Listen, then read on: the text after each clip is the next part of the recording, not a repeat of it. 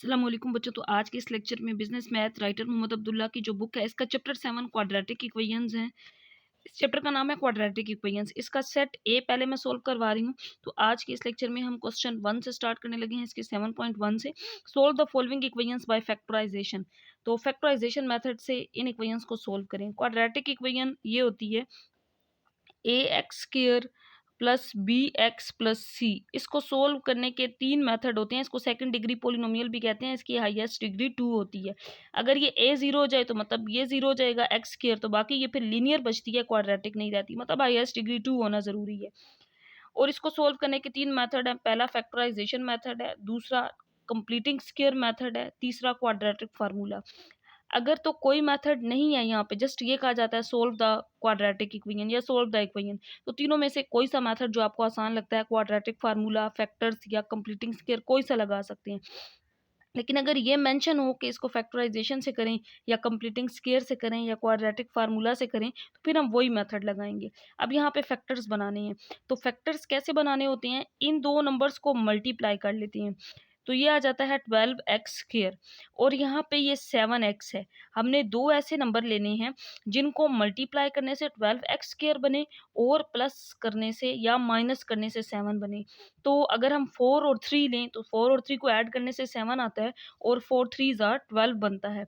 तो हम इसके ये फैक्टर्स बना सकते हैं, एक्स स्क्वायर प्लस 4x, पहले 3x भी लिख सकते हैं, पहले 4x भी लिख सकते हैं, ये आपकी अपनी मर्जी है, प्लस 12 इज इक्वल टू 0। ये क्यों लिखे हैं, क्योंकि 4x प्लस 3x 7x, 4 3 ज़ा 12, मल्टीप्लाई करेंगे एक्स और एक्स स्क्वायर, तो ये 12x स्क्वायर भी बन जाएगा।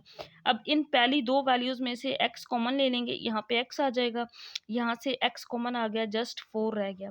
अब फैक्टराइजेशन का एक रूल होता है कि जो वैल्यू यहाँ है वो यहाँ पे भी सेम बने। तो सेम बनाने के लिए यहाँ से 3 कॉमन लेंगे इन दोनों वैल्यूज़ में से, तो 3 कॉमन, यहाँ पे जस्ट x रह जाएगा और 3 4 आर 12 और यहाँ ये इक्वल में 0। अब ये दोनों फैक्टर्स इसके अंदर वाले बिल्कुल सेम बन गए हैं।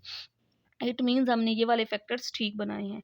अब एक रूल ये है कि यहाँ तो यहाँ से दो फैक्टर्स, एक x प्लस 3 वाला लिख लें और दूसरा इन दो सेम में से एक लिख लें x प्लस 4, या इस तरीके से भी कहते हैं हम कि x प्लस 4 दोनों में था, कॉमन आ गया, अंदर x प्लस 3 रह गया। तो इस तरह ये इसके दो फैक्टर्स आ गए, एक x प्लस 3 और दूसरा एक x प्लस 4। अब इन दोनों को 0 के इक्वल लिखेंगे क्योंकि ये दोनों वैल्यूज 0 के इक्वल हैं। x plus 4 is equal to 0। तो x की वैल्यू ये प्लस 3 है, 0 माइनस 3 दूसरी साइड पे ले जाएंगे, माइनस 3 हो जाएगा।